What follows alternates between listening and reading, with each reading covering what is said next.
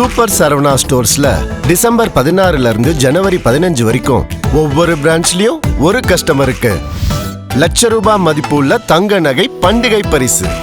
நமது நேயர்கள் பலரும் தொடர்ச்சியாக நமது அரசியல் நிகழ்ச்சிகளை பார்த்து வர்றீங்க. பட் சப்ஸ்கிரைப் பண்ண மறந்துறீங்க. மறக்காம சப்ஸ்கிரைப் பண்ணிடுங்க. இனி வரும் நாட்களில் நம்ம நிறைய அரசியல் பேச போகிறோம்.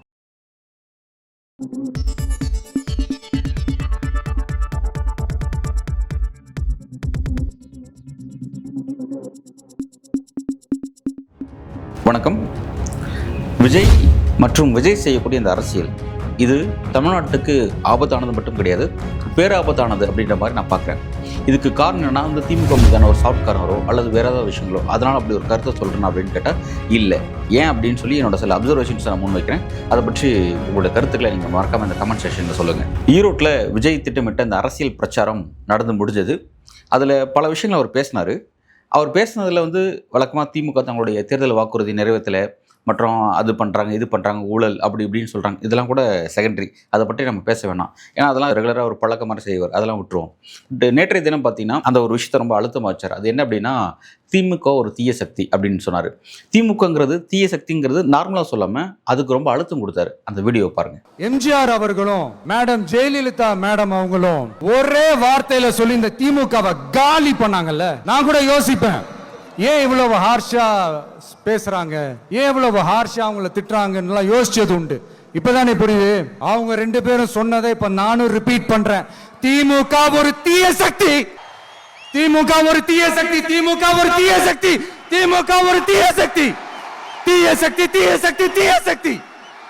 அதாவது இந்த மைக்குங்கிறதே வந்து ஒளியை வந்து பெருக்கி கொடுக்கக்கூடியது. அதை விட அந்த ஸ்பீக்கரோட ரொம்ப அதிகபட்ச டோனில் வந்து ரொம்ப ரைஸ் பண்ணி அவர் பேசுகிறாரு. தீய சக்தி தீய சக்தின்னு கத்துனார். நீங்களே பார்த்தீங்க. ஏன் இந்த டோனை விஜய் பயன்படுத்துறாரு? இந்த தீய சக்தி டோனோட சூத்திரதாரி யார் அப்படின்னா நமக்கு எல்லாருக்கும் நல்லா தெரியும், எம்ஜிஆர் தான். முன்னாள் முதல்வர் எம்ஜிஆர் அப்படிங்கிறது நமக்கு நல்லா தெரியும். அவர் இந்த டோன் எதுக்காக யூஸ் பண்ணார் அப்படின்னு பார்த்தா, தனிப்பட்ட முறையில் முன்னாள் முதல்வர் கருணாநிதி மீது அவருக்கு சில கோபங்கள், சில மனசாபங்கள். அதனால் அந்த கட்சியிலிருந்து வெளியே வந்துட்டு கருணாநிதி மீதான எதிர்ப்பு அப்படிங்கிறது தான் வந்து அந்த ஒட்டுமொத்த திமுக மீது எதிர்ப்பாக அவர் ஃபிக்ஸ் பண்ணுறாரு. அதை தான் திமுக ஒரு தீய சக்திங்கிறார். அடிப்படையில் அதோட பொருளை போய் பார்த்தீங்கன்னா அது கருணாநிதி ஒரு தீய சக்தி அப்படிங்கிற அர்த்தமாக தான் அது இருக்கும். ஆனால் அதை வந்து ஒட்டுமொத்த அளவில் வந்து, ஏன்னா கருணாநிதி அப்படிங்கிற ஒரு நபர் வந்து ஒரு சட்டமன்ற தொகுதியில் நிற்பார். பட் அந்த ஒரு தொகுதியில் தோற்கடிக்க அந்த வாசம் கரெக்டாக இருக்கும். ஆனால் ஒட்டுமொத்தமாக அந்த கருணாநிதி தலைமையிலான திமுக தோற்கடிங்க அப்படின்னா அந்த டோனை வந்து ஒட்டுமொத்த கட்சி கட்டமைப்பும் செட் பண்ணணும். அதை தான் அவர் அங்கே செட் பண்ணி திமுக வீழ்த்துவதற்கான ஒரு யுக்தியை பயன்படுத்தினார். அதை தாண்டி வேறு எதுவுமே தேவை கிடையாது. அவங்க செய்யக்கூடிய ஊழலோ இல்லை அவங்க செய்யக்கூடிய மற்ற அதிகார துஷ்பிரயோகமோ இந்த மாதிரியான விமர்சனம் தேவையே கிடையாது. திமுக ஒரு தீய சக்தி அப்படிங்கிற அந்த ஒரே ஒரு பொலிட்டிக்கல் வாசகம் போதும். அந்த வாசகம் செட் பண்ணது மூலமாக மக்கள் வந்து மிகப்பெரிய லெவலில் வந்து கலைஞருக்கு எதிராகவும் எம்ஜிஆருக்கு ஆதரவும் திரும்பிட்டா நம்ம பார்க்க முடியாது. ஏன் அப்படின்னா 13 வருஷம் தொடர்ச்சியாக எம்ஜிஆர் ஆட்சியில் இருந்தார். ஆனால் அவருக்கு வந்து மக்கள் கொடுத்த மேண்டேட் அப்படிங்கிறது பார்த்தீங்கன்னா ஸ்வீப் நடக்கல. ஒரு 180+, 200+ அப்படின்ற மாதிரி மிகப்பெரிய அளவில் கிடைக்கல. அவருக்கு கிடைச்சது பார்த்தீங்கன்னா 77 இருக்கட்டும், 80 இருக்கட்டும், 84 தேர்தலாக இருக்கட்டும், தொடர்ச்சியாக 3 முறை அவர் தான் ஆட்சியில் இருந்தார். ஆனால் அவருக்கு கிடைச்சது அப்படின்னு பார்த்தீங்கன்னா அந்த மேஜிக் மார்க் 118 அப்படிங்கிறத தாண்டி கூடுதலாக ஒரு 15 சீட்ஸ் கிடச்சிச்சு. ஒரு 130, 132 அந்த ரேஞ்சில் தான் அவருக்கு வந்து கிடைச்சதே தவிர 180+, 200+ அந்த மாதிரியான விஷயங்கள் எதுவும் ஸ்வீப்பாக எதுவும் கிடைக்கல அப்படிங்கிறது கவனிக்கத்தக்க விஷயம். ஸோ வந்து ஆனால் அந்த வாசகம் அப்படிங்கிறது ஒரு எளிமையாக திமுக கிரிட்டிசைஸ் பண்ணுறதுக்கு ஒரு அழகான ஒரு டோனை அமைஞ்சிருச்சு. அதை யூஸ் பண்ணிட்டார் எம்ஜிஆர். ஓகே, அப்போ அதுக்கு அடுத்த கட்டமாக அந்த டோனை ஜெயலலிதா அவர்கள் பயன்படுத்துகிறாங்க. அந்த டோனை பயன்படுத்துறதுக்கான காரணம் என்ன அப்படின்னா, அவங்களுக்கும் தனிப்பட்ட முறையில் கலைஞர் கருணாநிதி மீதான சில வெறுப்பு, சில பிரச்சனைகள், சில கான்ஃப்ளிக்ட்லாம் இருந்துச்சு. ஓகே, அப்போ அவங்கள அதை வந்து உயிர்ப்படாத வச்சுட்டாங்க. அதை நம்ம பார்த்தோம். இப்போ இதில் என்னென்னா, இப்போ அவங்களுக்கு அப்புறம் அந்த பிரச்சாரத்தை ரொம்ப வலிமையாக இப்போ விஜய் எடுக்கிறார். அவரே இந்த மேடையில் கோட் பண்ணுறாரு. எம்ஜிஆர் பயன்படுத்தினது, மேடம் ஜெயலலிதா பயன்படுத்தினது, பிறகு இப்போ நானும் பயன்படுத்துகிறேன் அப்படின்னு சொல்கிறார். இப்போ நாங்கள் ஒரு விஷயத்தை கம்பேர் பண்ணி பார்க்கணும். அது என்னென்னா, இப்போ எம்ஜிஆர் அவர்களும் ஜெயலலிதா அவர்களும் அந்த வாசத்தை ஏன் பயன்படுத்தினாங்க அப்படின்னா, தனிப்பட்ட முறையில் கலைஞர் மீது அவங்களுக்கு சில வெறுப்பு, சில பிரச்சனைகள், சில விஷயங்கள்லாம் இருந்திருக்கு. ஸோ வந்து அவர் மீதான எதிர்ப்பாக அந்த திமுக எதிர்ப்பு அப்படிங்கிற விஷயத்தை உருவாக்கி அந்த டோனை பயன்படுத்தினாங்க. ஆனால் இப்போ விஜய் அந்த இடத்துக்கு வந்து சேர்ந்திருக்கார். இப்போ நம்ம இங்கே தான் வந்து யோசிச்சு பார்க்க வேண்டியது இருக்குது. விஜய் அந்த டோனை, அது நீங்கள் கவனிப்பீங்களா, ரொம்ப ஆழமாக அப்படி அடியிலேருந்து குரல் இப்படி ரொம்ப அழுத்தமாக பேசுவார். தீய சக்தி திமுகன்னு சொல்கிறார்ல. அப்போ இந்த அளவுக்கு திமுக மீது அவர் என்ன டிஸ்டர்ப் பண்ணார் அப்படின்ற ஒரு கேள்வி எழுது. ஏன்னா எம்ஜிஆர் டிஸ்டர்ப் பண்ணது நமக்கு எல்லாம் தெரியும். ஜெயலலிதா அவர்களும் டிஸ்டர்ப் பண்ணது அரசியல் தெரிஞ்ச எல்லாருக்கும் தெரியும். என்ன பிரச்சனை தெரியும், ரைட், ஓகே. ஆனால் விஜய் ஏன் டிஸ்டர்ப் பண்ணார்? அவருக்கு என்ன பிரச்சனை? அவருக்கு கலைஞரோட பிரச்சனை வாய்ப்பே இல்லை, மறைஞ்சிட்டாரு, எதுவும் சிக்கல் எதுவும் இல்லை. சரி, ஓகே. இப்போ இருக்க முதல்வர் மு க ஸ்டாலினோட விஜய்க்கு கான்ஃப்ளிக்ட் இருக்கான்னு கேட்டால் மேபி இல்லை தான் நான் நினைக்கிறேன். ஒருவேளை அடுத்து வர இருக்கக்கூடிய வாய்ப்பு இருக்கக்கூடிய சொல்லப்படக்கூடிய திரு உதயநிதி ஸ்டாலின் அவரோட ஏதாவது கான்ஃபிளிக்ட் இருக்குன்னா இருக்கலாம். ஏன்னா 2 பேரும் ஃபிலிம் இண்டஸ்ட்ரியில் ட்ராவல் ஆனவங்க, இருக்கலாம்னு நான் நினைக்கிறேன். எனக்கு தெரியல, சரி அதை வெயிட் பண்ணி தான் பார்க்கணும். ஓகே, பட் அதெல்லாம் இருந்தாலுமே இப்படி ஒரு டோனை இவ்வளோ ஒரு ஆழமாக இவ்வளோ ஒரு அழுத்தமாக பயன்படுத்துகிறார் அப்படின்னா விஜய்க்கு என்ன திமுக மீது ஒரு பெரிய இன்டென்ஷன், பெரிய கோபம் ஏற்பட்டிருக்கு அப்படின்னு பார்க்க வேண்டியதாக இருக்குது. இப்போ இன்னொரு விஷயம், இப்போ விஜய் வந்து இந்த டோன் பேசுகிறார் அப்படின்னா ஸ்டாலின் தலைமையிலான திமுக ஆட்சி கிட்டத்தட்ட இந்த 5 இயர்ஸை கம்ப்ளீட் பண்ணிடுச்சு. இன்னும் எலெக்ஷனுக்கு 2 to 3 months தான் இருக்குது அப்படிங்கிறத பார்க்குறோம். ஆல்மோஸ்ட் முடிச்சுட்டாங்க. இவ்வளோ நாட்கள்லையுமே திமுக அரசு ஸ்டாலின் அரசுக்கு மீதான ஒரு பெரிய அளவில் ஒரு ஆன்டி இன்கம்பன்சி, ஒரு வெறுப்பு, ஒரு பிரச்சனை. அதாவது இந்த ஆட்சி வேண்டாம், இந்த ஆட்சி செய்வதற்கு தகுதியற்ற ஒன்று, ஸ்டாலின் அவர்கள் ஆட்சி செய்ய தகுதியற்ற நபர் அப்படின்ற மாதிரி மக்கள் இந்த ஆட்சிக்கு எதிராக திரும்பிட்டாங்களா அப்படின்னு நம்மளால் பார்க்க முடியல. அந்த அளவுக்கு திரும்பின மாதிரி நமக்கு தெரியல. பெரிய அளவில் பிரச்சனைகள் இல்லை. அங்கொன்றும் சில பிரச்சனைகள் இருக்குன்னா எஸ் இருக்குது. உதாரணத்துக்கு பார்த்தீங்கன்னா அரசு ஊழியர்களுடைய போராட்டம், நீண்ட கால கோரிக்கைகளை வச்சு போராடிட்டு இருக்காங்க. அந்த கோரிக்கை நிறைவேற்றி தருவதாக சொல்லி தான் ஸ்டாலின் அவர்கள் ஆட்சிக்கு வந்தார். அந்த விஷயங்கள் பெண்டிங்கில் இருக்குது. ஓகே, அதே மாதிரி பார்த்தீங்கன்னா தூய்மை பணியாளர்கள் போராட்டம், பெரிய பிரச்சனை நம்ம பார்த்துருக்கோம். பல வழியில் அவங்க போராடிட்டே இருக்காங்க. அந்த பிரச்சனை அப்படி தான் இருக்குது. Right, okay. அதே மாதிரி போக்குவரத்து தொழிலாளர்கள், ஓய்வு பெற்ற போக்குவரத்து தொழிலாளர்கள், அதாவது அவங்க வயசாகிடுச்சு வீட்டில் இருக்க வேண்டிய காலகட்டத்தில் அவங்களுடைய கடந்த கால பெனிஃபிட்ஸ் வராமல் இருக்குது, தங்களுக்கு வர வேண்டிய நிலுவைத் தொகை பெண்டிங்கில் இருக்குது அப்படின்றதுக்காக பல கட்ட போராட்டம் நடத்துகிறாங்க. மதுரை ஹைகோர்ட்டில் பல கேஸ் நடத்துகிறாங்க. டெல்லி ஹைகோர்ட்டில் கேஸ் நடத்திட்டு இருக்காங்க. அவங்களோட கேஸ் போயிட்டுருக்கு. பிறகு வந்து பல மக்கள் மன்றங்களுக்கு போகிறாங்க. மக்கள் சில போராட்டத்தை முன்னெடுக்கிறாங்க. இந்த மாதிரி நிறைய பிரச்சனை இருக்குது. அதே மாதிரி பார்த்தீங்கன்னா பகுதி நேர டீச்சர்ஸ், அவங்களுக்கு வந்து சேலரி பெண்டிங் பெரிய பிரச்சனை போயிட்டுருக்கு. ஏன்னா கல்வி நிதி வராத இருக்கிறதுனால அதில் சில பிரச்சனை போகுது. அதே மாதிரி பார்த்தீங்கன்னா சட்ட ஒழுங்கு பிரச்சனை அங்கொன்றுங்கட்டுமா சில விஷயங்கள் இருக்குது. பெண்களுக்கு எதிரான விஷயங்கள் அங்கொன்றுங்கட்டும், அது வழக்கமாக எல்லா காலகட்டத்தில் இருக்கிற விஷயங்கள் இந்த மாதிரி இருக்குது. இந்த மாதிரி அங்கொன்றுங்கணும் வழக்கமாக இருக்கிற கவர்மெண்ட்டில் இருக்கிற விஷயங்கள் இருக்குது. இவங்களோட வாக்குறுதி சம்மந்தமாக சில விஷயங்கள் பெண்டிங்கில் இருக்குங்கிறது மறுக்க முடியாது. அது நம்ம ஒத்துக்க தான் செய்யணும். ஓகே, இதெல்லாம் இருக்குது. பட் ஆனால் இவ்வளோ விஷயங்களுமே இந்த ஆட்சி தூக்கி எறியப்படுவதற்கான ஒரு ஆட்சி அப்படின்ற மாதிரியான இடத்துக்கு இது வந்து நின்றுச்சுன்னு பார்த்தா பெரிய அளவில் இப்போ வரையும் இல்லை. 4 கார்னர் ஃபைட்டில் இப்போவும் பார்த்தீங்கன்னா டிஎம்கேக்கு தான் எஜ்ஜு கிளியராக இருக்குது அப்படின்னு சொல்லிட்டு லாஸ்ட் மாதம் வெளியான சர்வே ரிப்போர்ட் முதற்கொண்டு வந்து அந்த விஷயம்லாம் சொல்லுது. ஸோ அப்படி இருக்குது. அப்படி இருக்கும் பொழுது விஜய் இந்த ஆட்சி துடைத்து எறியப்படணும், திமுக ஒரு தீய சக்தின்னு சொல்லி அப்படி ஒரு விஷயம் பேசுகிறார் அப்படின்னா அவர் எந்த அளவுக்கு இந்த ஆட்சியினுடைய சிக்கலை எதிர்கொண்டார் அப்படின்ற ஒரு கேள்வி எழுது. ஃபஸ்ட்டு இவர் எதிர்கொண்டிருக்கணும். எம்கே ஸ்டாலின் அவர்களாலேயோ அல்லது உதயநிதி ஸ்டாலின் அவர்களாலேயோ அல்லது வேறு ஏதாவது இந்த ஆட்சியின் காலமாக ஒரு பெரிய பிரச்சனை எதிர்கொண்டிருந்தால் ரைட். இவர் ரீச் பண்ணுறதுக்கே வாய்ப்பட்ட நபராக ஒரு ஐஃபை சொசைட்டியில் இருக்கக்கூடிய நபர், ஒரு எலைட் கிளாஸ் பீப்புள். இவர் வந்து அந்த மாதிரியான ஒரு பிரச்சனைலாம் அதாவது இவங்களாம் ஓட்டு போட வருவாங்களா அப்படின்ற மாதிரியான நபர், அந்த அந்த அந்த ஒரு பணக்கார கேட்டகரியில் இருக்கக்கூடிய ஒரு நபர் அந்த மாதிரி இடத்துல இருக்கார். ஸோ வந்து இவர் எப்படி பாதிக்கப்பட்டிருக்காருன்ற கேள்வி நமக்கு ஒன்று இருக்குது. சரி, ஓகே, இவர் பாதிக்கப்படல, மக்கள் பாதிக்கப்பட்டிருக்காங்க. இப்போ தூய்மை பணியாளர் இருக்காங்க பார்த்தீங்களா, அவங்க கூட பனையூரில் இவர் வந்து வீட்டில் பனையூர் அலுவலகத்தை வந்து இவர் மீட் பண்ணாங்க. அங்கெல்லாம் பேசினா நம்ம பார்த்தோம். இந்த மாதிரி வந்து மக்கள் சார்ந்த பிரச்சனை இவர்கிட்ட நிறைய கோரிக்கை மனு வந்துருச்சு. நிறைய பிரச்சனை பார்த்தவரால் பொறுத்துக்க முடியல. இங்கே இருக்கக்கூடிய தலித் மக்களுக்கு நிறைய அட்ராசிட்டி நடக்குது, இல்லை இங்கே இருக்கக்கூடிய மற்ற பிற்படுத்தப்பட்ட மக்களுக்கான பிரச்சனை இருக்குது, இல்லை கேஸ்ட் பேஸ்டு சர்வே நடத்த மாட்டேங்கிறாங்க. இந்த மாதிரி ஏதாவது சில விஷயங்களை குறிப்பிட்டு இவ்வளோ பிரச்சனை சீரியஸாக இருக்குது, என்னால் பொறுத்துக்கவே முடியல, இரவு படுத்த தூக்கமே வர மாட்டேங்குது, அந்தளவுக்கு ஒரு டிஸ்டர்பான நபராக மக்களுடைய குரலாக திமுக ஒரு தீய சக்தி அப்படின்ற ஒரு டோனை யூஸ் பண்ணாருன்னு பார்த்தா அதுக்கும் வாய்ப்பில்லை. ஸோ வந்து எந்த வகையிலும் பார்த்தாலுமே அவருக்கு இந்த மாதிரியான விஷயங்கள் வந்து வாய்ப்பில்லை அப்படின்னு நம்ம பார்க்குறோம். ஆனால் இருந்தாலுமே அவர் இந்த டோனை பயன்படுத்துகிறார் அப்படின்னா ஸோ அதுக்கு பின்னணியில் நம்ம கொஞ்சம் அதை ஆழமாக யோசிச்சு பார்க்க வேண்டியது இருக்குது அப்படின்னு பார்க்குறேன்.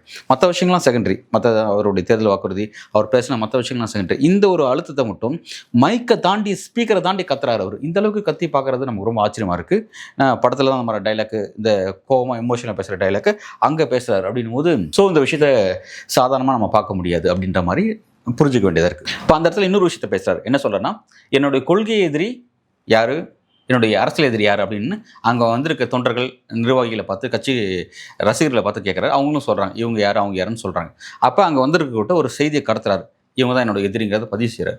நமக்கு இங்கே என்ன ஒரு கேள்வி எழுதுனா, திமுக பாஜக 2 பேருமே எப்படி ஒரு தராசு தட்டில் நிப்பாட்ட முடியும் அப்படின்ற கேள்வி நமக்கு எழுது. சோசியல் ஜஸ்டிஸ் பேசக்கூடிய ஒரு கட்சி, இந்துக்களுக்கான ஜஸ்டிஸ் பேசக்கூடிய ஒரு கட்சி அப்படின்ற மாதிரியான ஒரு 2 பார்ட்டி இருக்குது. அது ப்ராப்பராக இந்துக்களுக்காக இல்லை அப்படிங்கிறது தெரியாது. அந்த இந்துக்களே சுப்பீரியர் பவர், ஒரு பிராமின் சுப்பீரியாரிட்டி பேசக்கூடிய ஒரு பொலிட்டிக்கல் விங்காகவும், அந்த பொலிட்டிக்கல் விங்கை வழிநடத்தக்கூடிய ஒரு ஆர்எஸ்எஸ் போன்ற அமைப்பு இந்த பக்கம் இருக்குது. இது வந்து திமுக நமக்கு நல்லா தெரியும், சோசியல் ஜஸ்டிஸ் பேசக்கூடிய கட்சி, இங்கே பிற்படுத்தப்பட்ட மக்களுக்காக இருக்கக்கூடிய ஒரு கட்சி அப்படின்னு வச்சுக்கோங்க. தலித் மக்களுடைய இங்கே சில தலித் மக்களுக்கான சில சிக்கல் இருக்குது, சில பிரச்சனை இருக்குது, மறுக்க முடியாது. அது இங்கோட்டு சில விஷயங்கள் இருக்க தான் செய்யுது. உதாரணத்துக்கு பார்த்தீங்கன்னா ஆணவ கொலைகள், இந்த மாதிரியான விஷயங்கள் இருக்க தான் செய்யுது. இதெல்லாம் சப்ஜெக்ட்ஸ் வேறு, இது எப்போவுமே இருக்கிற விஷயம். விஷயங்கள். ஆனால் இங்கே நமக்கு என்னன்னா இந்த 2 விஷயத்தையும் எப்படி ஒரு தராசு தட்டில் நிப்பாட்டுறாரு அப்படின்ற ஒரு கேள்வி நமக்கு ஆழமான கேள்வி எழுது. இதுக்கான விளக்கத்தை நம்மளால் புரிஞ்சுக்க முடியல. ஸோ வந்து இது 2த்தையும் ஒன்றா ஒரே விஷயத்தை வச்சு அட்ரஸ் பண்ணி அடிக்கிறாரு அப்படின்னா அப்போ வரக்கூடிய ஒரு புதிய ஜென்ரேஷனுக்கு அவர் இது 2 கட்சியும் ஒன்று தான், வித்தியாசம் எதுவும் கிடையாதுன்ற மாதிரியான ஒரு மெசேஜை வந்து இங்கே ஈஸி டு கேரி அப்படின்னு கடத்திட்டு போறாரு அப்படிங்கிறதாக பார்க்க வேண்டியதாக இருக்குது. விஜய்க்கு தமிழக அரசியலில் அவருடைய அரசியல் குறிக்கோள் தான் என்ன, 26ல் என்ன அச்சீவ் பண்ண விரும்புறாரு, திமுக வீழ்த்தணும்னு நினைக்கிறாரு அப்படின்ற ஒரு கேள்வி இருக்குது. அதை மட்டும் நிறைவேற்றிட்டு அவர் அப்படியே கிளம்பி போகலான்னு பார்க்குறாரா, பேக் டு கிரவுண்ட் மாதிரி திரும்ப பழைய கிரவுண்டுக்கு போகணும்னு நினைக்கிறாரு அப்படிங்கிறது நமக்கு புரிஞ்சுக்க முடியல. என்ன விஷயத்தை நோக்கி அவர் அரசியல் கணக்கு போட்டு வராருன்னு தெரியல. 2வது பார்த்தீங்கன்னா இந்த மாதிரியான ஒரு விஜயோட அரசியல் வலதுசாரி தன்மையானது. அது வலதுசாரின்னு கூட சொல்ல முடியாது. ஏன் அப்படின்னா வந்து வலதுசாரி அரசியல் பாஜக அரசியல் நம்ம பார்க்குறோம். அந்த வலதுசாரி அரசியல் வந்து அவங்களுக்குன்னு சொல்லி ஒரு சித்தாந்தம் வச்சுருப்பாங்க. அந்த சித்தாந்தத்துக்காக டெடிகேஷனாக ஒர்க் பண்ணுவாங்க. கிட்டத்தட்ட ஆர்எஸ்எஸ் பார்த்தீங்கன்னா 100 வருஷத்தில் இன்றைக்கி இந்த இடத்துக்கு வந்து நின்றுருக்காங்க. அதுக்கு வந்து அவங்களோட உழைப்பு எவ்வளோ தலைவர்கள் தோன்றி மறைஞ்சிருக்காங்க, நிறைய விஷயத்தை செஞ்சுருக்காங்க, ஒரு உழைப்பு இருக்குது. இவர் வந்து ஒரு இடதுசாரி கேட்டகரியும் கிடையாது, இவர் வலதுசாரி கேட்டகரியும் நம்ம சொல்ல முடியாது. ஒரு 2த்துக்கு இல்லாமல் ஒரு கொள்கை இல்லாத நபராக இருக்கார். கொள்கை இல்லாத நபர்கள் ரொம்ப டேஞ்சரானவங்கிறது ஏற்கனவே நம்ம பேசியிருக்கோம். அதாவது அவங்க எதை கொள்கை எடுத்துப்பாங்கன்னா அந்த நேரத்துக்கு என்ன விஷயம் அதை ஒரு கொள்கையை மாற்றி கொடுத்து தன்மை கொண்டவங்களா இருப்பாங்க. ஸோ வந்து அந்த ஒரு சிக்கல் இவர்கிட்ட இருக்குது. 2வது வேற யாருனாலும் இவர் எப்படி வேணாலும் தங்களோட தேவைக்கு ஏற்ற மாதிரி பயன்படுத்தக்கூடிய நபராகவும் இருக்காரு அப்படின்ற மாதிரி தான் இவரோட அரசியல் நம்ம பார்க்குறோம். ஏன்னா பல வேக்கண்ட் இருக்கு இவர்கிட்ட, பல தெளிவற்ற ஒரு போக்கு பார்க்குறோம். இவர் பண்ணுறது ஒரு ப்ராப்பரான ஒரு பொலிட்டிக்கல் விஷயமே கிடையாது. மக்களோட பிரச்சனையை தன்னோட ஆள் மனசுலேருந்து அவர் வெளிப்படுத்த மாட்டேங்கிறாரு அப்படிங்கிறத பார்க்குறோம். 2வது டைலாக்கே கிடையாது அவர்கிட்ட. அதாவது அவரோட பேச்செல்லாம் மக்கள் சந்திப்பு நிகழ்ச்சி சொல்லுவாங்க. இது மக்கள் சந்திப்பே கிடையாது. மக்கள் சந்திப்புனா மக்கள்கிட்ட சந்தித்து பேசிப்பாங்க. இங்கே இவர் மட்டும் தான் பேசுவார். One way dialogue. அதை பார்த்துட்டு கேட்டுட்டு கிளம்பி போக வேண்டியதான். அதை நீங்கள் கேட்டுட்டு நீங்கள் அதை வாதம் பண்ண வேண்டியதான். அவர்கிட்ட ஒரு கேள்வி கேட்டு அந்த கேள்விக்கான பதிலே பெறுவதுங்கிறது சாத்தியமற்ற ஒன்றாக இருக்குது. பத்திரிகையாளர்கள் கூட சந்திக்காத நபராக தான் ஒரு அரசியல் தலைவர் இருக்கார். இவர் எப்படி அரசியல் தலைவர் ஆனார்னே நமக்கு ஒரு பெரிய ஆச்சரியமாகவும் இருக்குது அப்படிங்கிறத பார்க்குறோம். 2வது பார்த்தீங்கன்னா விஜயோட இந்த அரசியல் வருகை அப்படிங்கிறது பார்த்தீங்கன்னா தமிழ்நாட்டில் ஒரு இந்த போக்கை வேற ஒரு அரசியல் போக்கை வேற ஒரு இடத்தை நோக்கி நகர்த்தி கொண்டு போதா, அதாவது மக்களை ஒரு வலதுசாரி தன்மை நோக்கி இழுத்து வேகமாக கொண்டு போகணும் அப்படின்ற ஒரு முயற்சி நோக்கி இந்த அரசியல் கொண்டு வருதா. ஏன்னா ஒரு ஜென்சி கூட்டத்தை வந்து இப்படி ஒரு தெளிவற்ற நபர் ஒரு தலைமை வந்து வழி நடத்துது அப்படிங்கிறது ஒரு பாரதூரமான விளைவுகளை தமிழ்நாட்டில் இன் ஃபியூச்சரில் ஏற்படுத்த போகுது அப்படின்னு நம்ம பார்க்க வேண்டியதாக இருக்குது. ஏற்கனவே தமிழ்நாட்டுக்கு இருக்கிற சில கட்டமைப்புகளை வந்து நம்ம இம்ப்ரூவ் பண்ணுறதை பற்றி பேசுவோம். இப்போ இம்ப்ரூவ்லாம் பண்ண முடியாது, இருக்கிறத தக்க வைக்கிறது பெரிய போராட்டமாக இருக்குது அப்படிங்கிற மாதிரி தான் இந்த அரசியலெல்லாம் பார்க்கும்போது நம்மளால் புரிஞ்சுக்க வேண்டியதாக இருக்குது அப்படிங்கிறது ஒன்று. மக்கள்கிட்ட கீழே கிரவுண்டில் இருந்து பல பிரச்சனைகளை பார்த்து அந்த பிரச்சனைகளுக்கு தீர்வு வழங்கி போராடி சிறைக்கு சென்று வந்திருக்க பல தலைவர்கள் நம்ம பார்த்துருக்கோம். உதாரணத்துக்கு விசிக தலைவர் திருமாவளவனாக இருக்கட்டும், அதே மாதிரி மதிமுகவினுடைய திரு வைகோவாக இருக்கட்டும், அதே மாதிரி புதிய தமிழகம் கட்சியினுடைய கிருஷ்ணசாமியாக இருக்கட்டும். மாஞ்சோலை தேயிலை தோட்ட தொழிலாளர் பிரச்சனைங்கிறது எவ்வளோ சீரியஸான பிரச்சனை. தம்பரவரண ஆற்றுல 17 கூலி விவசாயிகள் உயிரிட்ட கொடுமையான சம்பவங்கள்லாம் கடந்த காலத்தில் நடந்திருக்கு. அந்த ஒரு போராட்டத்துக்கு தலைவர் அவர் ஒரு தனி கட்சி வச்சிருக்கிறாரு. அவராக இருக்கட்டும், இடைநிலை சாதியை சேர்ந்த வன்னியர்களுக்கான ரிசர்வேஷனுக்காக போராடி உயிரிழந்திருக்காங்க. கிட்டத்தட்ட துப்பாக்கி சூட்டுக்கு 10 பேர் இறந்து போயிருக்காங்க. அந்த ஒரு போராட்டத்தை லீட் பண்ண ராமதாஸ் அவர்கள், இந்த மாதிரியான தலைவர்கள்லாம் இருக்காங்க. இவங்கெல்லாம் ஒவ்வொரு கட்சி வச்சுட்டு இருக்காங்க. ஆனால் இவங்க கட்சியினுடைய வாக்கு வங்கி சதவீதங்கிறது பார்த்தீங்கன்னா இன்றைக்கி வந்து ஜஸ்ட்டு ஒரு 5%, 4%, 8% அந்த மாதிரியான இடத்துல சுருங்கி இருக்குன்றதை பார்க்குறோம்.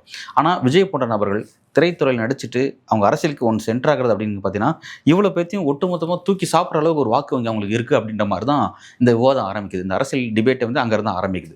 ஸோ அப்படி இருக்கும் பொழுது இந்த மாதிரி நபர்கள், அதாவது திரைத்துறையில் ஒரு சொஃபிஸ்டிகேட்டட் லைஃப் வாழ்ந்துட்டு திடீர்னு ஒரு நாள் அரசியல் வருகைன்னு அங்கே கிடைச்ச அந்த மூலதனத்தை, அங்கே கிடைச்ச அந்த விஷயத்தில் மூலதனத்தை எடுத்துக்கிட்டு அதை வந்து இங்கே அரசியலில் இன்வெஸ்ட் பண்ணுற அந்த ஒரு போக்கு இருக்குது பார்த்தீங்களா. அது வந்து என்னென்னா இதனால் வரையும் கிரவுண்ட்லேருந்து ஜீரோலேருந்து உருவாகி போராடி மக்கள் தலைவராக உருவான நபர்களுடைய அந்த அரசியல் இருப்பையே கேள்விக்குள்ளாகக்கூடிய இடத்துக்கு இந்த அரசியல் வந்து நின்றுருக்கு அப்படிங்கிறத நம்ம இதை பேச வேண்டியதாக இருக்குது. ரொம்ப வருத்தத்தக்க ஒரு அரசியல் நகர்வாக தான் இருக்குது விஜயோட அரசியல் நம்ம பார்க்கும்போது புரிஞ்சிக்க வேண்டியதாக இருக்குது. 2வது பார்த்தீங்கன்னா இந்த அரசியல் நம்ம எப்படி குறிப்பிடுவோம், தமிழ்நாடு அப்படிங்கிறது ஒரு முற்போக்கு மண், பெரியார் மண் அப்படின்னு பேசிகிட்டு இருப்போம். ஆனால் ஒரு நடிகருக்கு பின்னாடி இவ்வளோ பெரிய கூட்டம் திரளுது, அந்த கூட்டம் அவருக்கு வாக்களிக்கும் தயாராக இருக்குது அப்படின்ட்டு இருக்காங்க.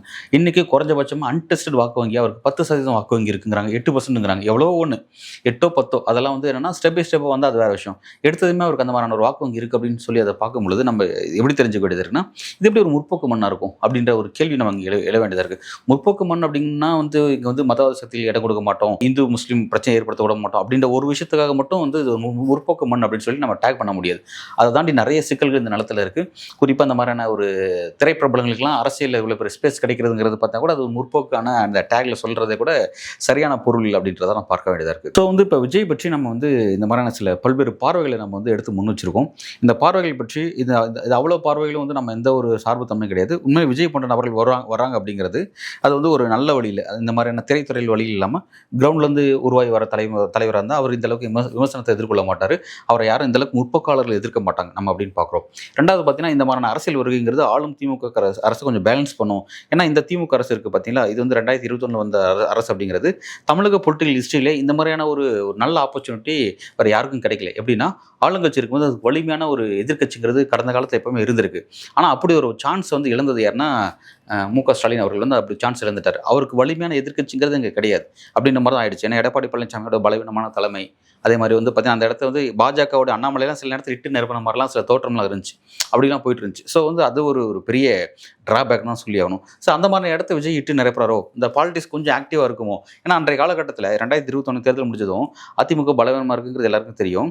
திமுக பெரிய வெற்றி பெற்றுச்சுன்னு தெரியும். பல முற்போக்காளர்கள் சமூக வலைத்தளத்தில் எழுதின ஒரு விஷயம் என்ன அப்படின்னா, திமுக அரசை பேலன்ஸாக கொண்டு போகிறதுக்கு திமுக கூட்டணியில் இருக்கக்கூடிய விடுதலை சிறுத்தைகளே அவங்களே ஒரு எதிர்க்கட்சியாக செயல்படணும் அப்படின்ற மாதிரியான கோரிக்கைலாம் கூட ரைஸ் பண்ணாங்க. அதை நம்ம பார்த்தோம். அந்த அளவுக்கு வந்து ஏன்னா ஒரு எதிர்க்கட்சி பாலிடிக்ஸுங்கிறது தமிழ்நாட்டில் வேக்கண்ட்டாக இருக்குது அப்படிங்கிற ஒரு விஷயத்தை குறிப்பிட்டாங்க. ஸோ அதுக்காக தான் அந்த டோன் யூஸ் பண்ணாங்க அப்படிங்கிறத கவனித்தோம். ஸோ வந்து இப்போ விஜயோட அரசியல் வந்து அந்த மாதிரியான விஷயத்தை இட்டு நிரப்பணும்னு பார்த்தா இது ரொம்ப மோசமான இடத்துக்கு போயிட்டு இருக்கு. அதுக்கு ஆல்ரெடி போயிட்டு இருந்த பேட்டனே பரவாயில்லடா அப்படின்னு சொல்கிற அளவுக்கு இந்த அரசியல்லாம் போயிட்டு இருக்கு அப்படிங்கிறத நம்ம சொல்ல வேண்டியதாக இருக்குது. ஸோ எனிவே வந்து விஜயோட அரசியல் அப்படிங்கிறது நமக்கு நிறைய சந்தேகங்களும் நிறைய கேள்விகளும் தொடர்ச்சி எழுப்பிட்டே இருக்குது. அடுத்த கட்டமாக விஜயோட அரசியல் எதை நோக்கி நகரப்போகுது, அந்த அரசியல் வந்து தமிழ்நாட்டுக்கு என்ன விதமான சிக்கல்கள்லாம் ஏற்படுத்த போகுது, ஒரு ஆக்கப்பூர்வமான அரசியல் அது மாறுவதற்கான வாய்ப்புகள் இருக்கா அப்படிங்கிறதெல்லாம் ஒரு நாட்கள் நம்ம பொறுத்திருந்து பார்க்கலாம். இதை பற்றி மறக்காம நேயர்கள் உங்களோட கருத்துக்களை கமெண்ட்ல சொல்லுங்கள். அதை பற்றி நம்ம விவாதிப்போம். மிக்க நன்றி.